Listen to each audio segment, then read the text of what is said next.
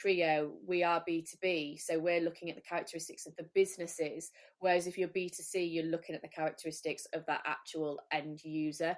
And once you start drawing that up, that can then feed into all these other channels in terms of, okay, if my audience is of a certain age, are they on Instagram or TikTok? No, but are they on Facebook and LinkedIn? Yes. So I think we'll come back to that again, in terms of next up with the channels and channel selection from defining your audience. But yeah, that key piece, there's so many things. If you sat down, you could go, right, this is who they are. And, I encourage businesses to say, right, customer A is Claire, and she's 31 and she's a business owner and she's interested in the environment and loves animals and whatever it is. Obviously I'm describing myself there, but you can actually create these personas for people and say, right, persona A is this, persona B is this, and you then can start being really specific. And if you can master this as a business, your marketing will be so on point, because feeding into things like video, if it's a real life video, and Nush, you'll be able to explain more about this, coming down to the models and the actors that are in it, you need to represent people that represent your target audience. So, if your audience is middle-aged, elderly, it's going to be tone deaf to have teenagers as the characters in your video or in any of your other marketing. So understanding this really well will totally frame the rest of your marketing. Oh, very good. So when it comes to video, we need to answer to a really interesting question. It's for whom you are making your videos. Actually, this question is giving you really big understanding of for whom you need to create this video. That means if you don't know whom you are trying to reach with your video, all marketing activities will be useless.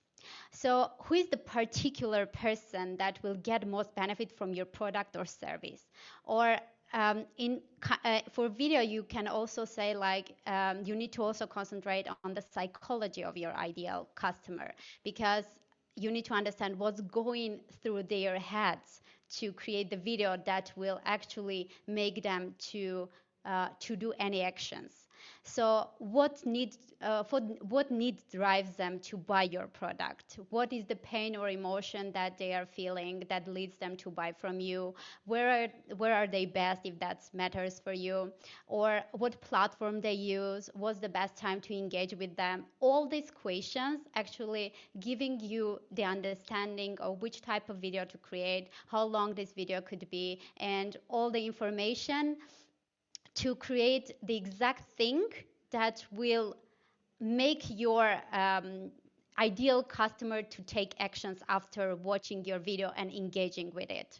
That's maybe just to add for what you said, because you truly gave all understanding of what's his target audience. I just wanted to add it for the video.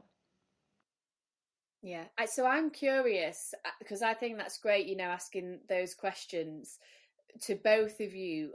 How often do you find your clients already know this stuff and already have the answer, or do you really have to help tease it out of them? Usually they know the answer, but not very strictly. I'll say not the strict answer of it, because sometimes they said, okay, it's just businesses, it's businesses in tech industry, it's 31 years old, as you said, like girls or women. But sometimes to understand the real target audience, you need to go more deep in details to understand who will get the benefit of your products. Maybe you want to target, let's say 30 years old women, but maybe the ideal person who can get real benefit from it could be just men, like 40 years old. So basically, in this place, you need to put you in the place of the customer and understand who you could be to get benefit from your product. So I may say not all, maybe 80% of the clients don't exactly know who is the target audience, and you need to give them some direction so they can pick up the right person, right audience before doing any actions. Yeah. And what about you, Manny? Do you find that people tend to know, or you have to really help them out in understanding it? Yeah, it's you have to it's like sometimes trying to get blood out of a stone with clients, to put it bluntly. I think when you have that exercise with clients, it's great when some clients already know who their audiences are, especially when they're in niche markets. It kind of really helps. Um, so from my perspective, that's great. But when you do get a number of clients that are like, well, we don't really understand it, and we have to go through that process of like, looking at their messaging, looking at, well, how are they kind of targeting right now, understanding, who's converted, etc. It's even more difficult with startups, and we do work with a number of startups in terms of helping them identify and profile ideal customers. So it's creating particular segments to test and trial. So, for instance, you would start with a, exercise of building, I'd say 3 to 4 profiles of who these are by age, gender, what do they do? Are they consumer focused? Are they the end user, or are they business focused? So, at the first point, especially if you start up, it is a little bit of, guesswork and, understanding it. And then it's trying to break that down further. We're quite fortunate at Bobble. We obviously invest into platforms like Global Web Index. So we can start taking those profile demographics and breakdowns and build them into our Global Web Index platform. And then we can start really understanding, are they spending time on social media? Are they spending time on, mobile? Are they spending time on TV? We can understand their questions and, responses they've given to certain tasks in terms of how are they likely to buy furniture, for example. What are they searching for right now, etc. Where did they last make the purchase? Was it via mobile or was it online directly? So all these insights, once we've got that profile, really helps. So then once we know the audience, I guess it comes back to that piece we were talking about with regards to the channels, doesn't it? And how you choose the appropriate channels um, for the audience that you've selected. And, I think that's where, to a degree, a bit more knowledge and skill does come into it in terms of knowing what platforms are best. But I would encourage people to think about doing market research. If you know who your target audience is, surely you know someone in that bracket or a handful of people in that bracket, and you could go and potentially speak to them and say, I'm looking at launching X or selling Y. You might already be launched, but you're selling a new product online, whatever it is. You're my target audience. How would you like to be sold to? So it's following on from that piece you've just said there, Manny, about data you have access to through Global Web Index. But if you don't have that access, where could you start? And it comes back to just using your connections, using your network to do a little bit of market research to start understanding, okay, I'm going to invest my time and my budget into this channel. Because for us, we know, if a client comes to us and they're in the position where they can invest in using an agency, we can advise them on that.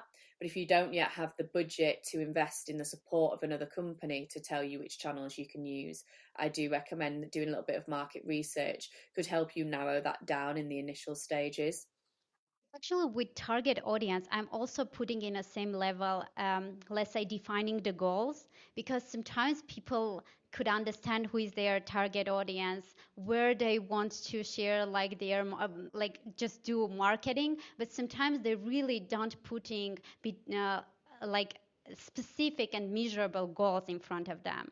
So for video, actually, we are creating, let's say, 3 main goals of marketing videos. It's its first one is for awareness when you need to attract new customers.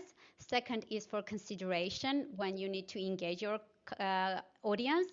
And the last one is for decision when your customers already coming to when you're selling your product and your customers will buy it.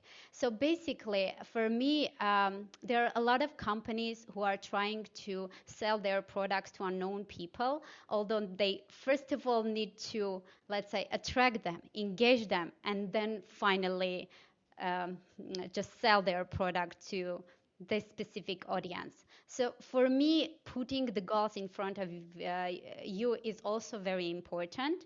And let me just give you a specific example of a case. So let's imagine that the company has a very complicated product, and when the clients enter to their website, they maybe can read all these text written in it, but didn't actually understand all in all the product, and that's may just lead them to leave the website without taking any actions.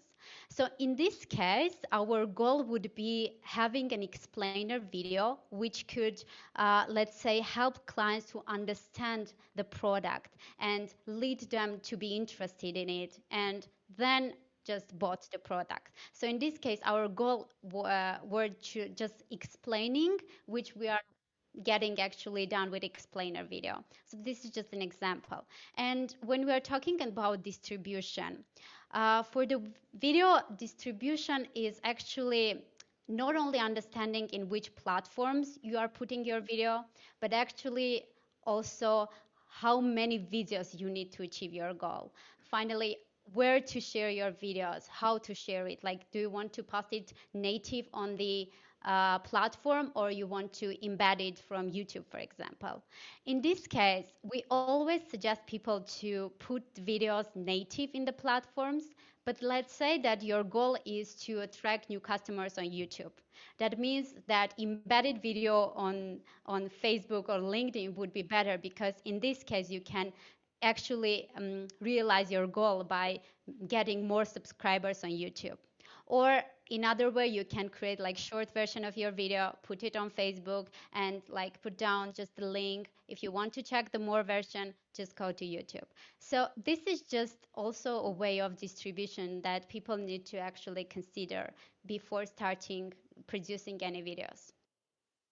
Absolutely. And I think it's a good point of, obviously you're the video marketing specialist anyway, but people might be going, well, how do I know if video should be part of my strategy? But I think in 2021, there's not a digital marketing strategy out there that wouldn't include video, you know, if we were recommending to other people, because if it's social media related, video, you know, if it's website or YouTube, video, you know, any even linking to paid ads, there's probably going to be an element of video in there. So video then becomes a really, really key part of any strategy, and actually it is something that any business can get started with at a very low budget. I know that's something we'd covered previously in another episode, so people can go listen to that as well. But in terms of, you know, there's a scale with all these things, isn't there, in terms of my getting started budget versus my all singing, all dancing, super professional, I'm giving it everything I've got budget. And, you know, for anyone who has identified who their audience are and what channels they should be using, then video should always be considered as a key part of that. You know, it's just content, the same as writing a post is content, video is content, and we're all visual people, and that's how we like to consume it these days. I was going to say, so do you find that clients always ask you to tell them what their budget should be? I get this quite often where clients say, well, tell me how much I should spend. I was like, Yeah, it's a really good question. So basically, it's yes, usually they ask us to tell about the budget and anything, but because they maybe haven't tried before any kind of video, that makes them really complicated to decide how much to invest on this. But I would really say, before you need to try one time, at least one time, create any video, see the results, and then start thinking about budgeting, because you will never like decide how much you need to invest on video marketing if you haven't tried before, because it's also very specific for each company, each market, each customer, and it's also changing all the time. So it's, of course, we from our side can suggest, can give any ideas of how much would be really good to invest in this case, but the client need to decide this for themselves, of course. And when we are talking about budgeting for the video, it's very important to understand, because there are maybe different, let's say, types and formats of the videos which can lead to the same goal. I mean, you can maybe get the same goal with animation and with live action video, but when you understand the budget, you can decide which one is better to use. There is also some, let's say, an interesting fact that in ads for social